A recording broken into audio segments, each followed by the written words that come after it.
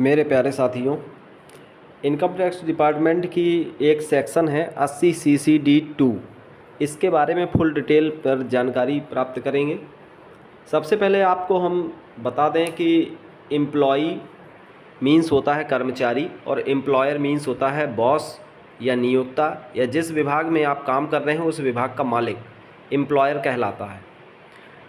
80 CC-D2 section या deduction से संबंधित है।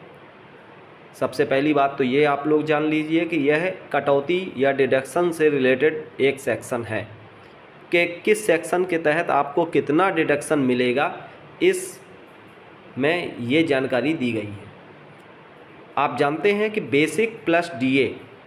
सबसे पहले एक बात और बता दें कि ये 80 CC-D2 section NPS new pension scheme में जिन कर्मचारियों का कंट्रीब्यूशन हो रहा है उससे संबंधित यह सेक्शन है। बेसिक प्लस डीए का 10% कंट्रीब्यूशन एनपीएस अकाउंट में होता है। किसके द्वारा? बाई एम्प्लॉई यानी कि कर्मचारी के द्वारा होता है। यानी कि जितना बेसिक और डीए इन दोनों को जोड़ करके उसका 10% अगर निकाल लिया जाए तो उतना अंशदान एनपीएस के अकाउंट में कर्मचारी के द्वारा किया जाता है। और बेसिक प्लस डीए का 14% कंट्रीब्यूशन एनपीएस अकाउंट में होता है एम्प्लॉयर के द्वारा यानी कि नियोक्ता या मालिक या बॉस के द्वारा। तो 10% कर्मचारी के द्वारा, 14% एम्प्लॉयर के द्वारा, गवर्नमेंट के द्वारा या बॉस या नियोक्ता के द्वारा। इसके बाद देखिए 14% के अंशदान को, ध्यान दीजिएगा इस बात को, ये जो 14% का अंशदान जो सरकार करती है कर्मचारी के खाते में, उस अंशदान को वेतन में पहले जोड़ा जाता है। जितनी सैलरी आपकी बनेगी उसमें ऐड किया जाएगा। फिर 80 CC-D2 धारा के तहत 14% के अंशदान को घटा दिया जाएगा। अगर ये 80 CC-D2 सेक्शन ना बनाया गया होता तो 14% जो अंशदान सरकार जमा करती है कर्मचारी के खाते एनपीएस अकाउंट में, तो यदि आप मान लीजिए कि वो जोड़ दिया जाता तो उस पे भी हमें टैक्स देना पड़ता। लेकिन टैक्स से छूट के लिए सरकार ने इस धारा के तहत 14% अंशदान को पहले जोड़ा और फिर इस धारा के तहत घटा दिया। यानी कि जो 14% का अंशदान सरकार कर रही है उस पर आपको टैक्स ना लगे, इसके लिए ये सेक्शन बनाया गया। यह 1 अप्रैल 2020 से लागू है। एग्जाम्पल से समझते हैं कि टोटल सैलरी मान लीजिए कि 10 लाख है। अब उसमें 14% अंशदान सरकार के द्वारा हो रहा है, एम्प्लॉयर के द्वारा हो रहा है, तो कितना हुआ? 1,40,000। तो 10 लाख में मैंने 1,40,000 ऐड कर दिए तो हो गए 11,40,000। अब आप समझिएगा कि 11,40,000 पर अगर आपको टैक्स कैलकुलेट करते तो वो अधिक बनता। ठीक है, इसीलिए गवर्नमेंट ने कर्मचारी की सुविधा के लिए ये 80 CC-D2 सेक्शन बनाया। उसके तहत उन्होंने कहा कि जो 14% सरकार देती है उसको हम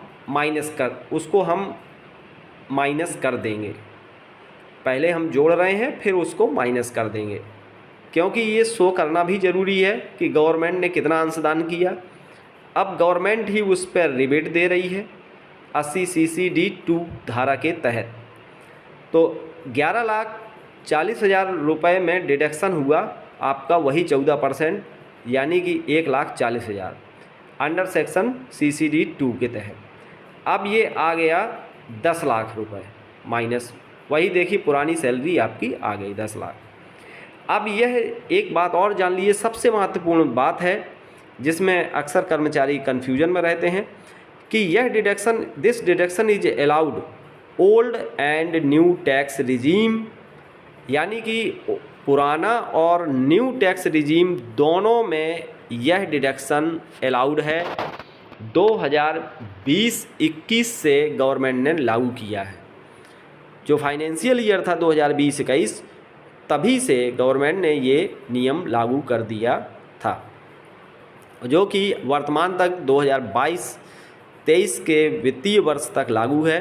अब 2023-24 से अगले बजट अगली बार हम देखेंगे कि कौन से नियम गवर्नमेंट ने लागू और अन्य किए हैं। तो सबसे महत्वपूर्ण बात है कि देखिए, ये ना सोचिएगा कि न्यू टैक्स रिजाइम में कोई भी डिडक्शन नहीं मिलता है।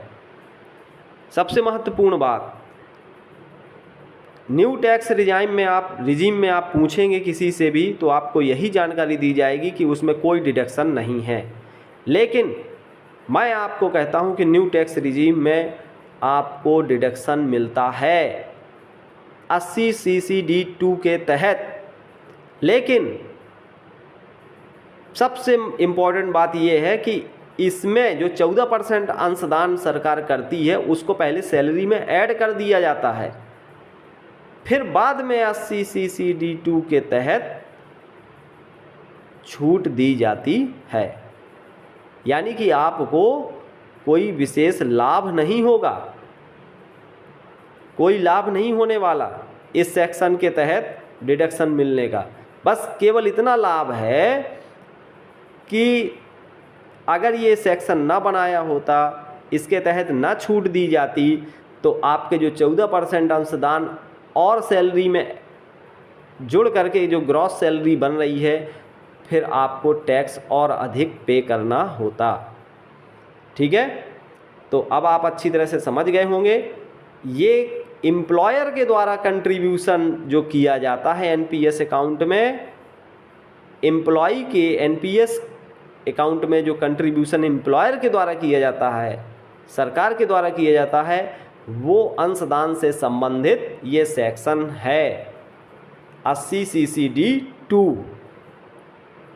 ठीक है, तो आपको अच्छी तरह से समझ में आ गया होगा। और एक बात और समझ लीजिए कि बेसिक प्लस डीए का जो 14% कंट्रीब्यूशन एनपीएस अकाउंट में एम्प्लॉयर के द्वारा होता है, ये किस केस में होता है? जब कर्मचारी केंद्र सरकार या राज्य सरकार का कर्मचारी है तो 14% सरकार अंशदान या कंट्रीब्यूशन करती है। लेकिन अगर कोई प्राइवेट है तो वो अदर केस में 10%, अदर केस में क्या होता है कि 10% का ही डिडक्शन मिलेगा। यहाँ 14% का डिडक्शन मिल रहा है। ठीक है, लेकिन अब देखिए, कंट्रीब्यूशन अदर केस में चाहे जितना भी कंट्रीब्यूशन किया हो उनके नियोक्ता ने यानी कि एम्प्लॉयर ने, लेकिन अगर वो केंद्र सरकार या राज्य सरकार का कर्मचारी है तो 14% का डिडक्शन मिल जाएगा, और यदि केंद्र सरकार राज्य सरकार का कर्मचारी नहीं है तो 10% का डिडक्शन ही अलाउड है। ये सबसे इम्पॉर्टेंट बात है। ठीक है, इससे संबंधित अगर कोई भी आपको कन्फ्यूजन हो तो मुझसे कमेंट बॉक्स में ज़रूर आप संपर्क करिएगा, लिखिएगा। जो भी आपको जानकारी चाहिए मैं आपको ज़रूर प्रोवाइड कराऊंगा। Thank you.